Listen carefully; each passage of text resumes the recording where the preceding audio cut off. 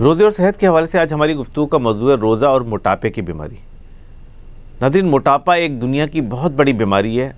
اور یہ بیماری ہمارے پاکستان کے معاشرے میں بھی بہت بڑی تعداد میں پائی جاتی ہے۔ قومی ہیلتھ سروے کے مطابق پاکستان میں تقریباً 24% افراد موٹاپے کا شکار ہیں، اور یہ صرف بڑی عمر کے افراد نہیں ہے، اس میں نوجوان بچے بھی ہیں، لڑکے لڑکیاں سب شامل ہیں۔ اور اس کی بنیادی وجہ ہمارے معاشرے میں جو اس وقت غذا کا ان بیلنس استعمال ہے، اور جنک فوڈ کا اور کولیسٹرول رچ فوڈ کا جو استعمال ہے، برگر پیزا اور اس طرح کا جو فوڈ استعمال ہوتا ہے، اس کے نتیجے میں پاکستانی معاشرے میں موٹاپا ایک بہت بڑی بیماری بن گئی ہے۔ اور اس موٹاپے کی وجہ سے دسیوں بیماریاں جنم لیتی ہیں، کہ جس کی وجہ سے high blood pressure, sugar, cholesterol, arthritis, یہ گردے کی بیماری، یہ ساری کی ساری بیماریاں اس موٹاپے کی وجہ سے جنم لیتی ہیں۔ روزے اور موٹاپے کے درمیان ایک لنک موجود ہے،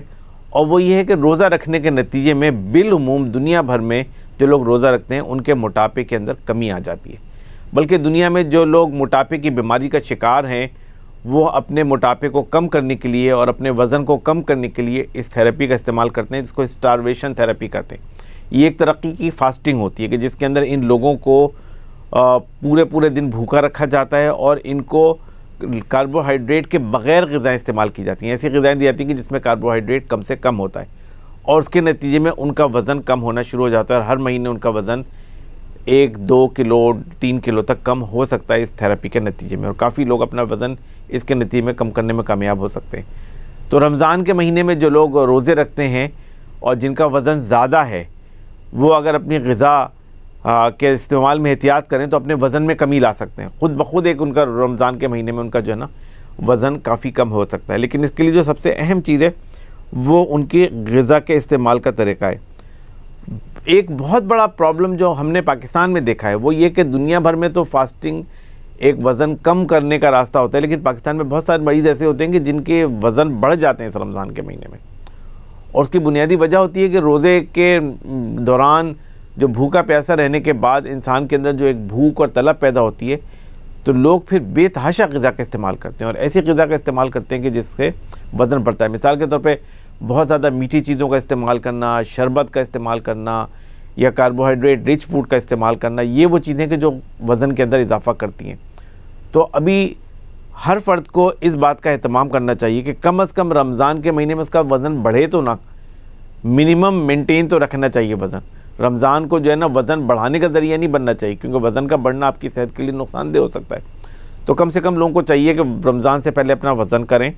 اور رمضان کے دوران بھی اس وزن کو مانیٹر کریں کہ اس روزے رکھنے کے نتیجے میں میرا وزن بڑھ رہا ہے یا گھٹ رہا ہے۔ اصولاً اس وزن کو گھٹنا چاہیے، کیونکہ روزے کا مقصد یہ ہے کہ بندہ اپنے کھانے پینے کو کنٹرول کرے اور تھوڑا سا کم غذا استعمال کرے۔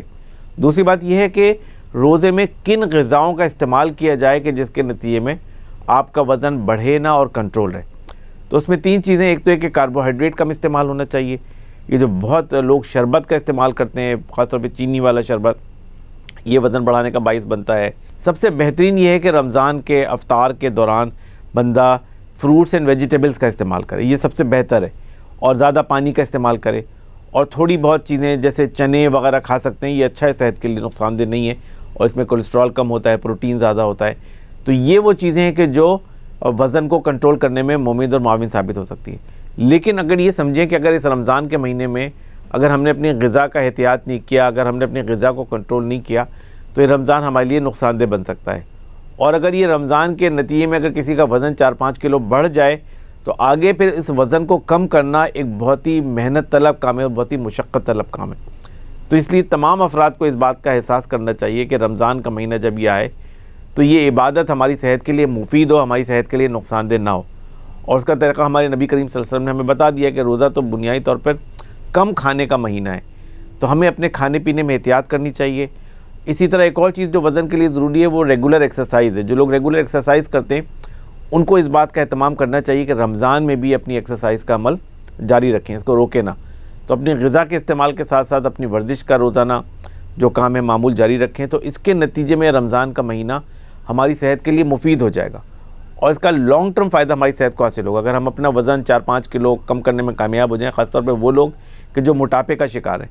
تو ان کے اس کے نتیجے میں لانگ ٹرم اس کو فوائد حاصل ہوں گے، اور یہ رمضان کا مہینہ ان کے لیے عبادت بھی ہوگا اور ان کے لیے صحت کے بہترین کرنے کا بھی موقع بن جائے گا۔